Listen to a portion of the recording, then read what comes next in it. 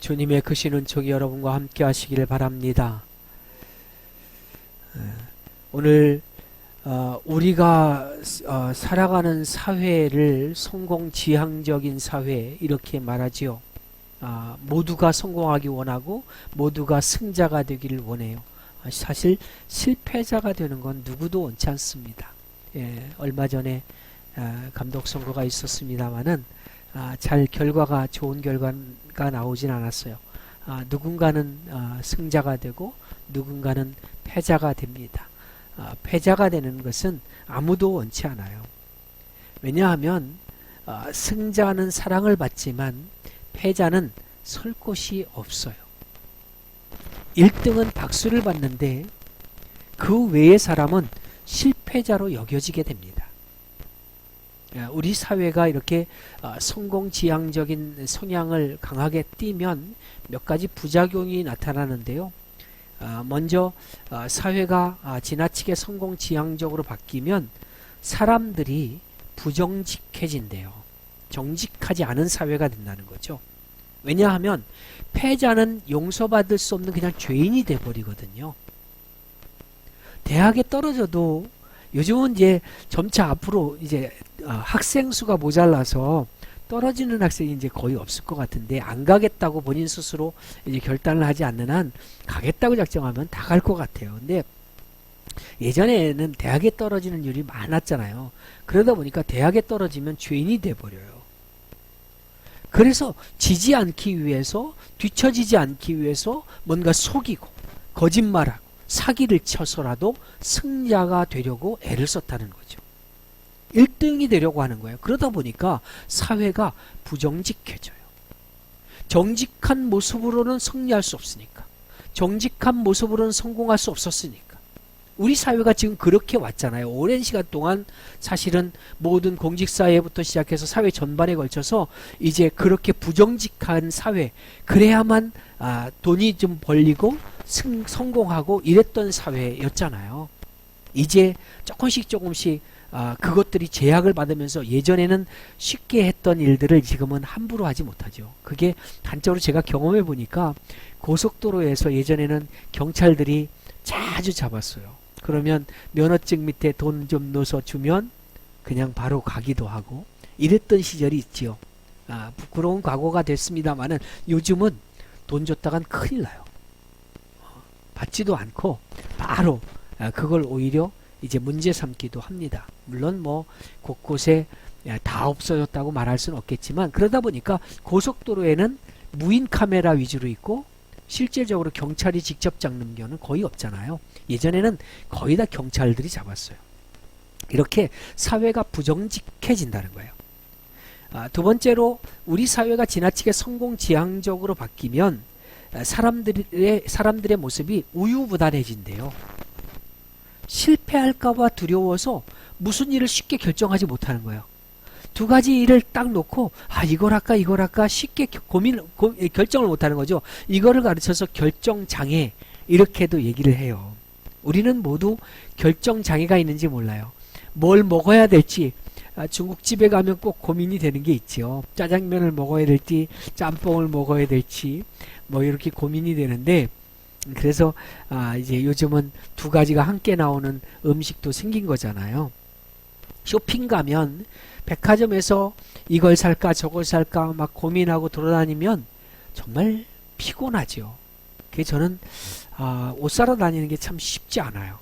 그냥 옷 사러 간다 그러면 그냥 가서 사 입고 오는 게, 그래서 저는 차에서 기다리거나 뭐 이러는 게 훨씬 더 편한데, 이게 결정장애가 있으니까 저 같은 경우는 뭐 이렇게 눈으로 봤던 거 있으면 한 집에 들어가서 내 마음에 들면 그냥 바로 사갖고 나오는데, 보통은 안 그렇잖아요. 여자분들은 많이 돌아다니잖아요. 그리고 나서 결국은 그 집에 가서 사더라고. 이런 우유부단한 모습이 사회 전반적으로 나타난다는 거예요.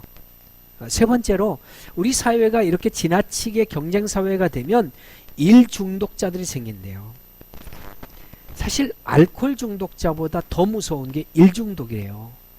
제가 저를 진단하면서 나도 일 중독일까? 이런 고민을 해봤거든요. 사실은 어떻게 보면 그런지도 몰라요. 그냥 아침에 눈 뜨면 교회로 오는 거예요. 그래서 요즘은 한 8시 안 돼서 교회 출근해서 5시, 6시 뭐 이때까지 늘 교회에 있고 특별하게 밖에 볼 일이 있지 않는 그것도 거의 나가지 않아요.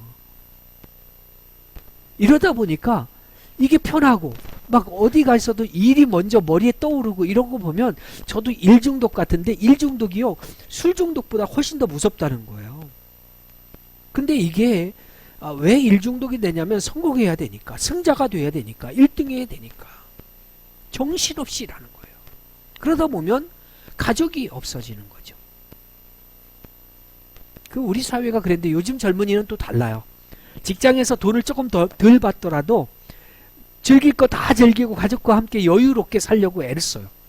근데 예전에는 안 그랬잖아요. 야근 조금이라도 1시간이라도 더 하려고 애쓰고 더 많이 벌어서 아이들 더 좋은 대학에 보내고 이게 부모들의 마음이었잖아요. 그러다 보니까 가정은 아버지와 자녀들과의 관계가 참 어려워졌던 거죠. 사회가 병드는 줄도 모르고 병들었던 거예요.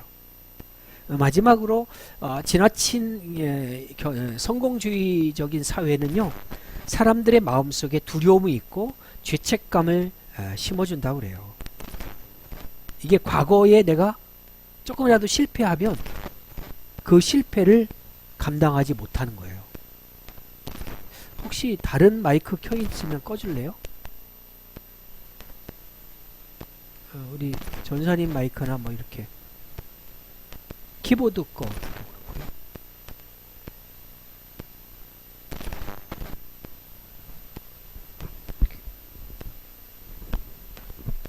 계속 칙칙대서 신경 쓰이면 설교 전하다가 딱 걸려서 실패와 이제 낙오에 대한 두려움 때문에 이미 중고등학교 때부터 이미 그런 두려움을 갖고 살아간다는 거예요. 근데 중요한 건요 우리 가운데 누구도 실패하지 않은 사람은 한 사람도 없습니다. 실패가 우리의 삶의 일부분이라는 거죠. 우리는 사람이기 때문에 실패하는 거예요. 우리가 이 실패를 하나님 앞에서 신앙인으로서 이 실패를 어떻게 받아들일 것인가. 오늘 성경은요 이 일에 대해서 침묵하지 않아요. 오늘 우리가 말씀을 나누는 본문을 통해서는요 우리 인생에 그리스도인들의 인생에도 찾아오는 이 실패를 우리가 어떻게 받아들이고 어떻게 이제 반응해야 되는지 하나님의 말씀을 근거로 해서 은혜를 나누고자 합니다. 먼저 실패에 대해서요 하나님은 뭐라고 얘기했냐면 실패 자체를 그냥 받아들이라고 말씀하세요. 굉장히 중요한 말씀을 드린 거예요.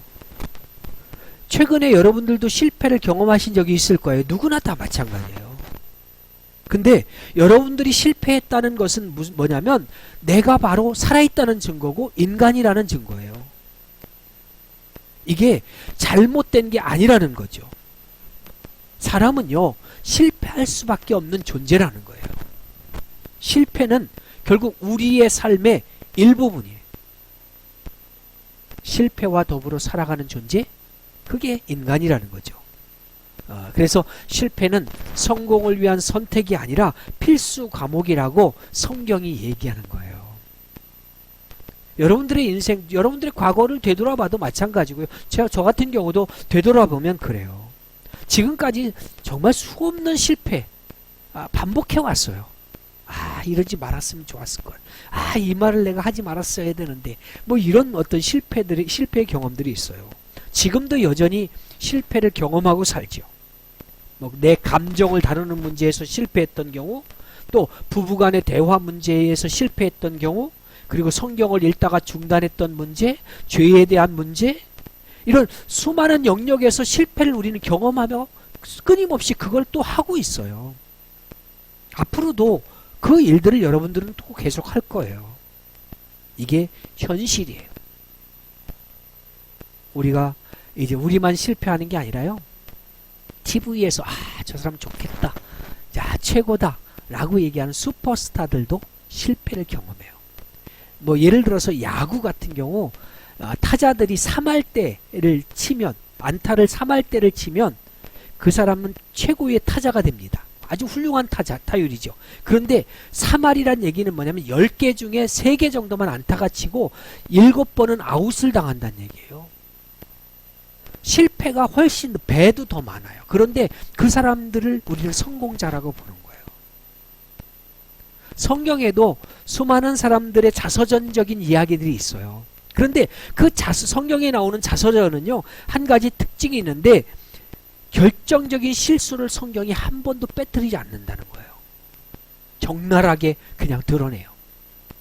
노아라는 사람, 이 노아는 술에 취했어요.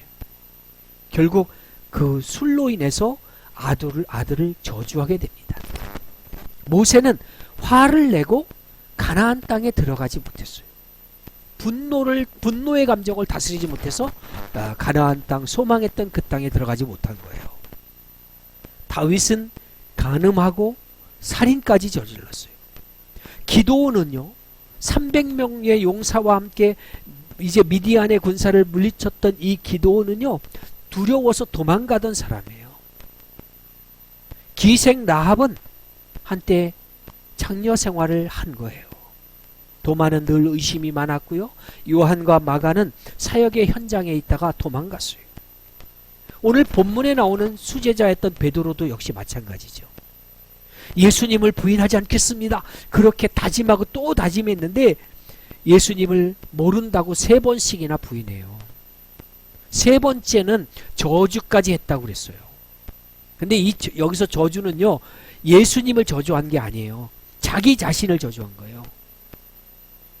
내가 예수님을 알고 저 사람과 같이 다녔으면 내가 사람이 아니지, 뭐 이렇게 스스로 내가 죄받지, 이러고 스스로에게 저주를 퍼붓다는 얘기예요. 근데 참 다행인 거는요, 성경에 나오는 이 모든 사람들의 실패의 이야기가 끝이 아니라는 거예요. 그들의 마지막이 아니에요. 그들은 분명히 실패했어요. 그러나 패배자는 아니었습니다. 자, 무엇이 진짜 실패일까? 꿈을 이루지 못한 게 실패일까요? 그거는요, 세상적인 정의예요. 꿈을 누구나 꾸지요. 그러면 꿈을 다 이루느냐? 그렇지 않아요. 꿈을 이루는 사람은 소수에 불과해요. 성경에서 말하는 실패는 뭐냐면 꿈을 이루다가 실패한 것이 아니라 꿈 자체를 안 갖는 것, 가지지 못한 것, 이게 실패자라는 거예요. 여러분, 꿈을 가지셔야죠. 내 나이와 뭐 이런 거 관계없이 소망을 가져야 돼. 이렇게 됐으면 좋겠다. 이렇게 바뀌어야지. 이런 소망을 가져야 돼요. 성경에는요, 꿈을 갖고 노력하다가 실패한 것을 이제 실패라고 얘기하지 않아요. 무엇이 실패일까? 넘어지는 것? 실패는요, 넘어지는 것이 아니라 다시 일어서는 것을 포기한 것을 실패라고 하는 거예요. 누구나 넘어질 수 있어요. 누구나 잘못할 수 있어요. 그러나 다시 일어나지 못하는 게 실패지요. 역사에서 역사적인 발자취를 남긴 사람들도 마찬가지였어요. 보니까 미국의 첫 번째 대통령이 조지 워싱턴인데 장군으로 있었던 사람이죠. 그런데 기록에 의하면 전쟁에 나가면 10번 전쟁에 나가면 7번은 실패했다고 그래요. 패전한 거죠. 그런데 이 사람은 나중에 미국의 첫 번째 대통령이 돼요. 나폴레옹 같은 경우는 고등학교 졸업할 때 43명 중에 42등 했대요. 그런데 이 사람은 유럽을 제패해요. 우리가 우리의 인생을 살면서요, 실패에 주저하지 않고 실패를 내 인생의 끝으로 삼지 않고 하나님 안에서 오뚜기처럼 우뚝 서서 그 실패를 받아들이는 그런 승리자의 자세가 필요하다는 거예요. 베드로는요, 한때는 인생의 실패자였죠. 그러나 오늘 본문의 말씀을 누가복음의 버전으로 읽어보면요, 조금 달라요. 사복음서에는 이 같은 내용이 다 기록되어 있는데요, 조금씩 달라요.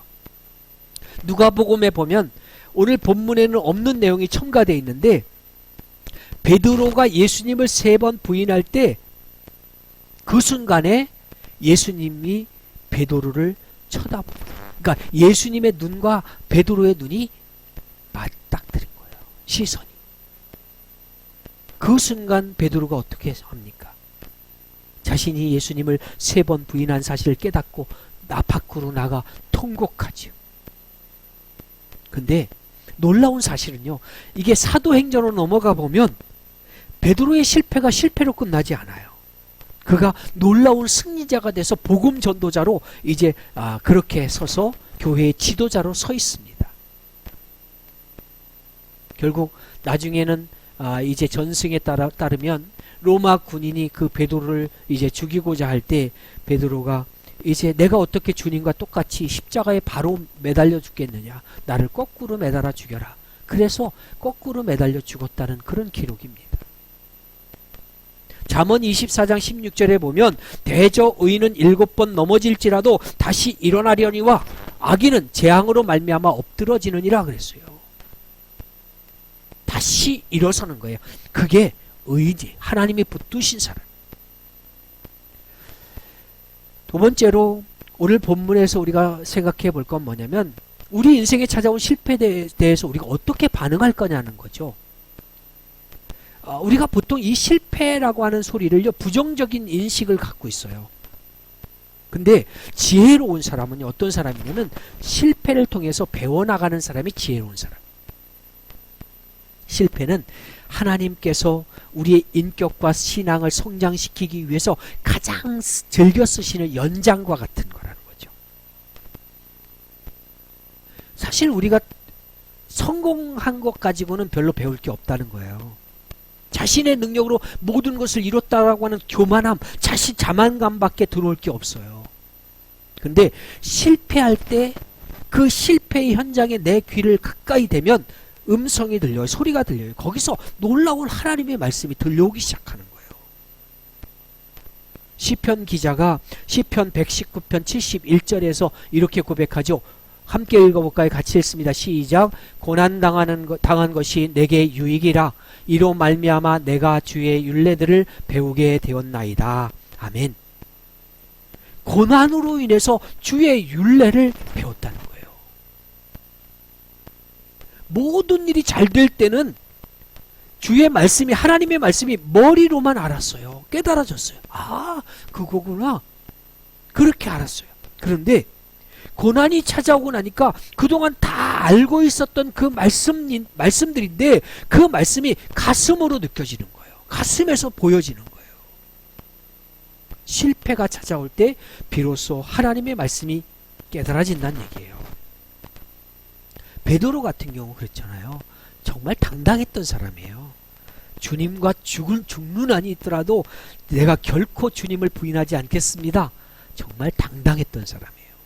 그뿐 아니라 이제 예수님을 잡으러 막 군인들이 왔을 때 칼을 뽑아서 이제 대제사장의 종 말고의 귀를 잘라냈어요. 근데 이 사람이 실패하잖아요. 그러면 이 실패한 베드로가 어떻게 베드로답게 바뀌었을까? 어떤 사람은 이 베드로가 예수님의 수제자가 되고 사도행전에서 그렇게 많은 능력을 행한 것은 성령을 받았기 때문이라고 그렇게 말씀하더라고요. 근데 그러면 베드로 혼자 성령 받았나요? 아니잖아요. 그 성령을 받았던 사람들은 120명이나 돼요. 그런데 왜 유독 베드로만 그렇게 뛰어난 사람, 영적 지도자로 그렇게 세움받았을까요? 그 원인을요, 사도행전에서는 못 찾아요. 복음서를 보면 그 원인이 나오는 거예요. 120명 가운데 가장 큰 실패를 경험한 사람, 이 사람이 바로 베드로였다는 거예요. 이 큰 실패가 베드로를 베드로답게 만들어요. 베드로는요, 실패에 좌절하지 않았어요. 실패를 통해서 배운 거예요. 여러분, 우리가 자녀 교육을 할 때요, 이게 굉장히 중요한데 자녀를 너무 사랑해줘서 보호해준다고 막 감싸 안고 이것저것 다 챙겨주고 그러면 그 아이 미래가 어떻게 될까요? 의외의 결과가 나와요. 아주 비참해진다는 거예요. 그래서 다 챙겨주지 말라는 거예요. 마가 같은 경우도 큰 실패를 당하고 큰 부끄러움을 당한 이후에 누군가 보듬어 주는 한 사람, 바나바라는 사람 때문에 결국 그가 회복되고 나중에 마가복음을 쓰잖아요. 그리고 바울조차도 그렇게 너랑 같이 안다, 쟤 데리고 다니면 나 선교 안 해, 그렇게 미워했던 그 바울조차도 마지막에 내가 마가를 빨리 보고 싶으니까 나에게 데리고 와라, 이렇게 부탁할 정도의 사람이 되는 거예요. 이 세상의 현실은 한 번 이기면 한 번 질 때가 있어요. 이거를 우리가 받아들여야 돼. 항상 이길 수는 없는 거잖아요. 질 때도 있는 거죠.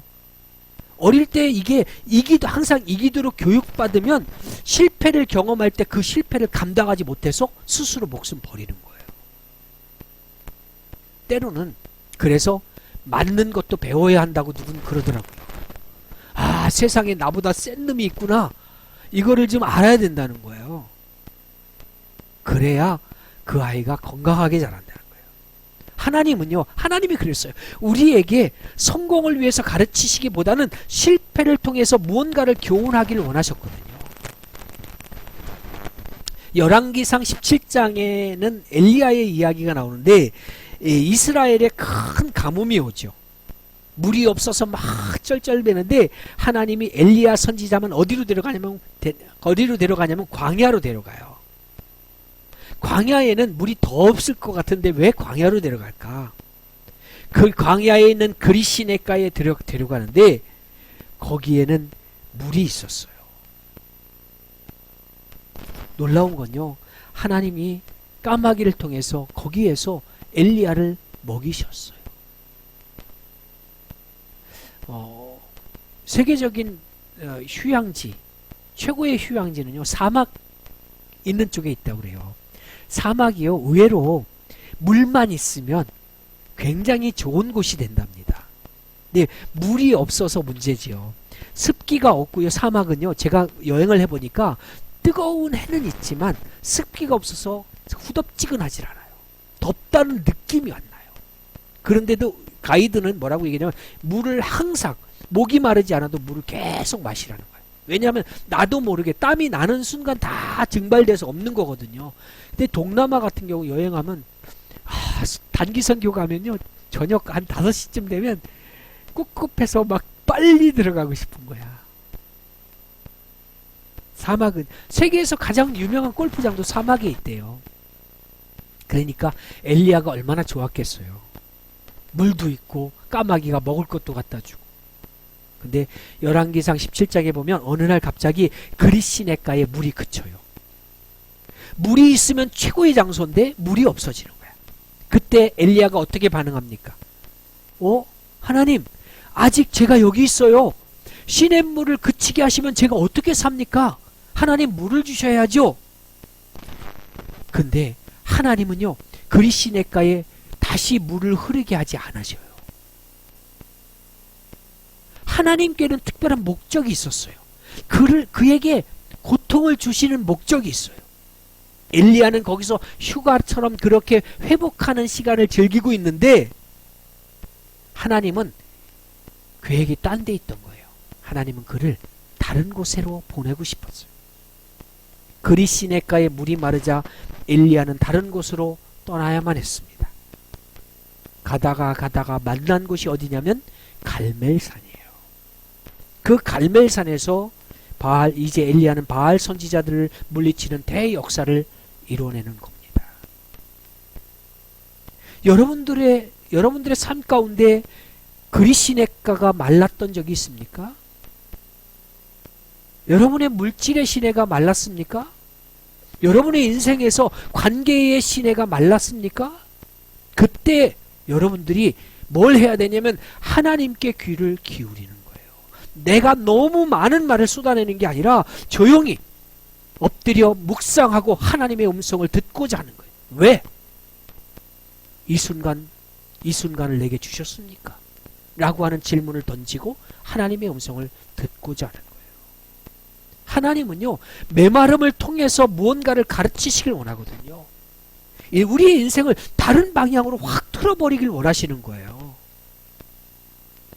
여러분들이 만약에 어떤 실패든 아, 저 사람하고 나 원수 됐어. 이런 관계의 실패가 됐든 또 어떤 실패가 됐든 다 상관없이 그 실패를 통해서 하나님은 어떤 길로 인도하시기 위해서 우리를 부르신다는 거예요.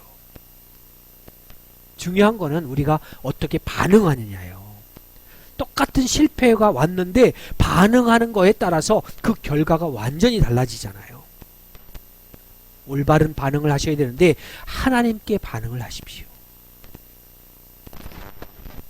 하나님이 사용하지 못하실 실패는 없습니다. 세 번째로 실패 속에서 하나님의 은혜를 누리라고 하나님은 오늘 성경은 얘기해요. 우리가 실패하게 되면 우리도 그렇지만 주위 사람들이 많이 놀래요. 근데 세상 사람들은 다 놀래도 하나님은 안 놀래요.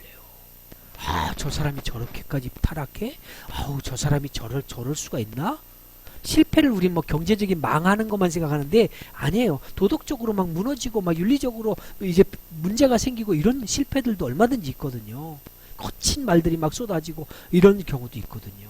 근데 사람들은 다 놀라는데 하나님은 안 놀래요. 왜냐하면 하나님은 우리의 실패를 미리 예측하시고 있거든요. 베드로가 예수님을 3번씩이나 모른다고 부인했을 때 예수님이 어떻게 쳐다보셨냐면 예수님은 이미 다 하셨잖아요. 내가 그렇게 할 것이라고 미리 말씀도 해주셨어요. 하나님은요, 우리로 하여금 죄 짓지 않게 하시기도 하지만 우리가 뭔가 죄를 짓고 잘못하고 실패했을 때 그 실패할 것을 이미 다 알고 있어요. 그래서 하나님이 놀라실 만한 죄는 아무것도 없다는 거예요. 그냥 주님 앞에 그냥 고백하고 맡기면 돼요. 우리는 너무 어릴 때부터요, 우리의 행동에 따라서 내 자신의 가치가 결정되는 것을 많이 경험하고 살아와요. 예를 들어서 아이들이 어릴 때 그런 경험 하잖아요. 우리 어릴 때 부모가 어떻게 하냐면 애가 정말 착한 일하고 좋은 일하고 막 그러면 부모님이 칭찬하면서 아유 이쁜 거 그러면서 엉덩이 두들겨주고, 또 문제가 생기면 뭐라 그래요? 아유 꼭 지혜비 닮아가지고 그러면서 두들겨 패잖아요. 그러니까 애들이 뭘 배우냐면 내가 어떻게 행동하냐에 따라서 내 가치가 결정된다고 그렇게 느껴지는 거예요. 근데 성경적인 가치관은 그렇지 않아요. 하나님의 은혜는 그렇게 해석되지 않아요. 여러분들의 가치는 여러분들이 하고 있는 행위와 전혀 무관하다는 거예요. 내가 무언가를 잘해서 하나님이 나를 사랑하는 거냐? 아니라는 거예요. 하나님은 무조건적으로 우리를 사랑하신다고 말씀하고 있어요. 로마서 5장 8절에 보면 우리가 아직 죄인 되었을 때에 그리스도께서 우리를 위하여 죽으심으로 하나님께서 우리에 대한 자기의 사랑을 확증하셨느니라 그랬어요.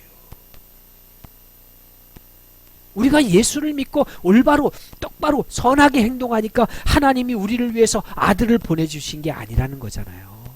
죄 가운데 있을 때 독생자 하나님이 이 땅에 오셔서 내 죄를 위해서 십자가에서 피 흘려 죽으심으로 나를 받아들이신 거예요. 자기 목숨을 내어주신 거예요. 하나님께는요 조건이 없어요. 우리가 실패할 수 있어요. 누구나 실패할 수 있어요. 잘못을 범할 수 있어요. 그런데 하나님은 그것 때문에 여러분들을 버리지 않아요. 여러분들을 여전히 붙잡고 있고 놓치지 않는다는 거예요. 사단이 어떤 모든 것들로부터도 하나님의 사랑을 뺏어갈 자가 없다라고 성경은 증거하잖아요. 우리가 혹가다 내가 실패하고 내가 죄를 지었을 때, 내가 스스로 생각할 때 이건 죄야 이렇게 생각할 때 막 하나님이 날 버리신 것 같다고 막 느껴진다면 여러분은 하나님에 대해서 오해하시는 거예요. 우리가 아이들 키울 때 젓가락질, 우리는 젓가락 문화잖아요. 젓가락을 이제 잘 하도록 가르치게 되는데 이게 쉽지 않아요. 우리는 쌀 한 톨도 콩도 젓가락으로 집을 수 있잖아요. 근데 그게 한 번에 됩니까? 안 되잖아요. 근데 막 실패하고 떨어킨다고 해서 막 두들겨 패고 야 그냥 너 숟갈로 먹어. 그리고 숟갈이나 주고 포크나 주고 그리고 야 떠먹여주고 그러면 그 아이는 평생 젓가락질을 못하는 거죠. 실패해도 부모가 인내하면서 기다려주고 할 수 있도록 용기를 불어넣어주고 그렇게 하는 거예요.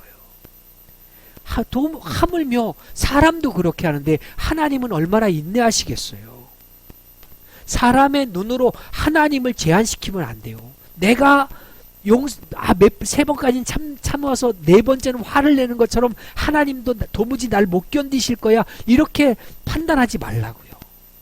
도덕적으로 실패하고 결혼에 실패하고 자녀 교육에 실패하고 그리고 이제 거짓말하고 사기를 쳤다고 해도 그럼에도 불구하고 하나님은 여러분을 사랑하고 있다는 사실을 믿으시길 바랍니다.